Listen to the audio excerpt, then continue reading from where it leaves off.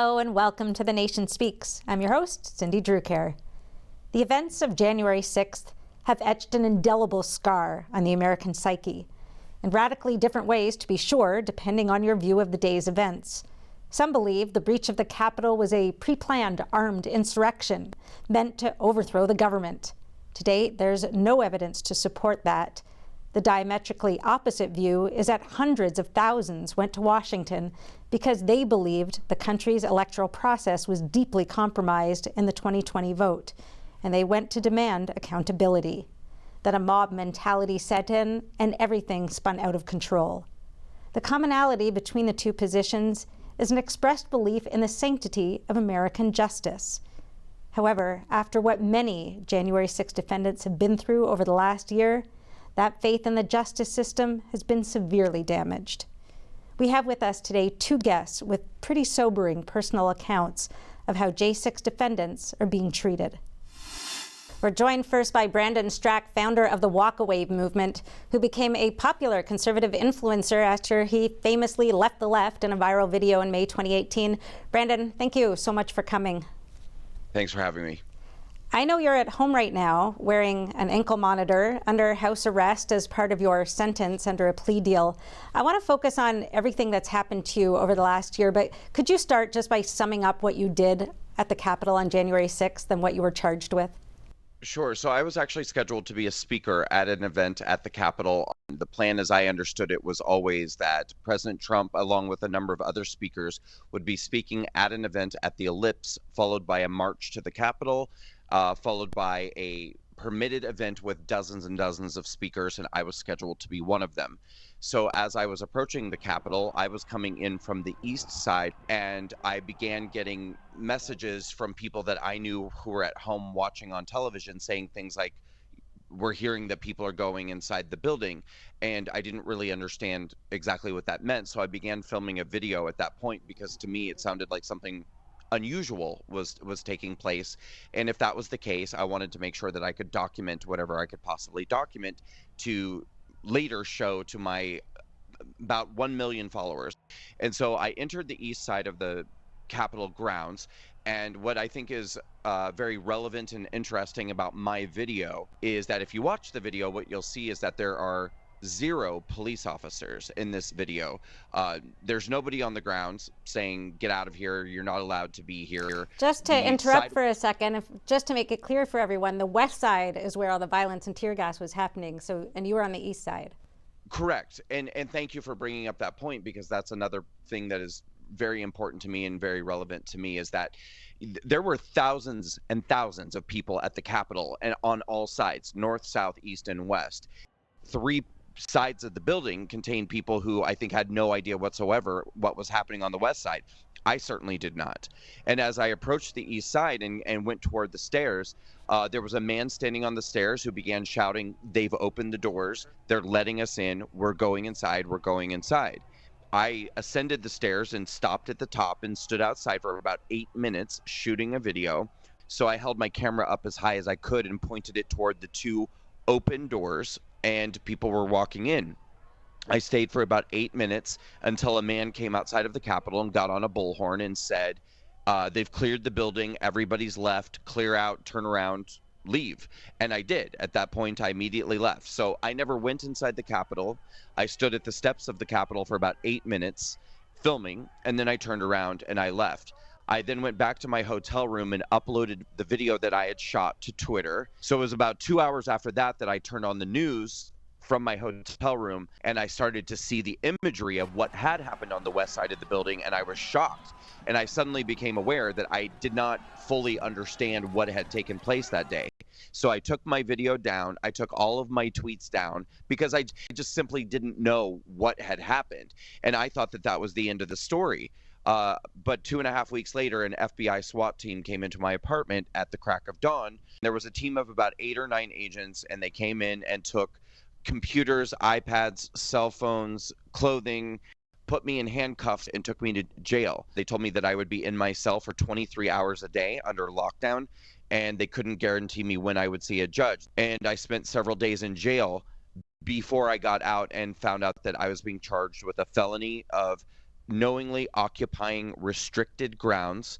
I was being charged with a misdemeanor of disorderly conduct on Capitol grounds, and I was being charged with another felony charge of impeding an officer in the line of duty. As it turns out, there's a moment in my video where a Capitol police officer comes to the door frame and somebody grabs his shield out of his hand. Several people in the crowd began to holler, "Take it, take his shield." And the FBI says that I am one of those people. That ended up becoming a condition of my plea deal, that I confess to being one of those voices. So you took a plea deal, and I know you've been criticized in some quarters for that. Why did you take a plea deal? I took a plea deal because it is my belief that no January 6th defendant will get a fair trial or a fair shot in front of a jury or a judge in Washington, D.C. It saddens me greatly to be so pessimistic, but my belief is that every person going to trial will be found guilty, and I believe that they will be punished severely. They offered to drop the felony charges against me as long as I pled guilty to a misdemeanor of disorderly conduct, and that, to me, ended up being the better option. And the condition of your deal, as I understand it, is 3 months in house arrest, under house arrest, which you're currently serving. Another 3 years almost probation, $5,000 fine, $500 restitution, and psychiatric treatment. Yes. So, and also to be clear about that, there are many ways in which all of these capital cases are being handled completely differently from the norm of how any cases are normally handled. So typically in a plea deal, the prosecution will kind of tip their hand at least a bit about what they're offering in terms of a sentencing recommendation. That is not happening in these capital riot cases. They are asking for months of prison time on a first offense nonviolent misdemeanor. In my case, I didn't get my sentencing recommendation until less than a week before my sentencing. They came to us, we were shocked. And the prosecutor who actually came to us and told us what they were recommending she said, my superiors were insistent that Mr. Strack get prison time. They wanted him in prison. She said, but I advocated on his behalf. But this isn't the end of it for you. There's been a lot more than that. Things happened to your Walk Away campaign. You're on the TSA No Fly List, as I understand it, which sounds like a pretty horrific kind of situation. Can you explain? Sure. So I am now on a terrorism watch list. They revoked my TSA pre-check status, saying that I'm no longer considered a low-risk traveler. And when I go through security, it takes hours. Once I'm finally clear, and this includes things like having to go through the metal detector and the body scanner multiple times.